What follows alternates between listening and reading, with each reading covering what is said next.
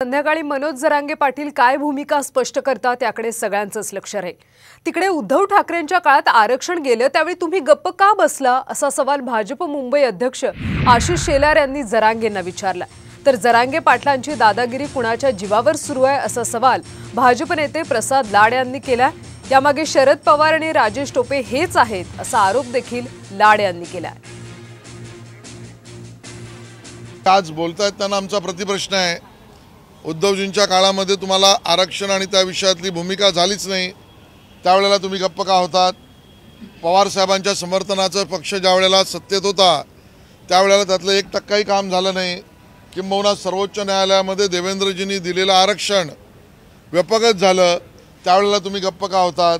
अखंड महाराष्ट्राला आणि देशाला कळून चुकलंय की जरांगे पाटलांची नौटंकी ही कोणाच्या बोलण्यावर चालली आहे। ज्यांनी आयुष्यभर लोकांची तुतारी वाजवण्याचं काम केलं आणि त्यांना आता तुतारी निशाणीच मिळाली आहे, त्या शरद पवारांचा यामागे संपूर्णपणे हात आहे, राजेश टोपेंचा हात आहे।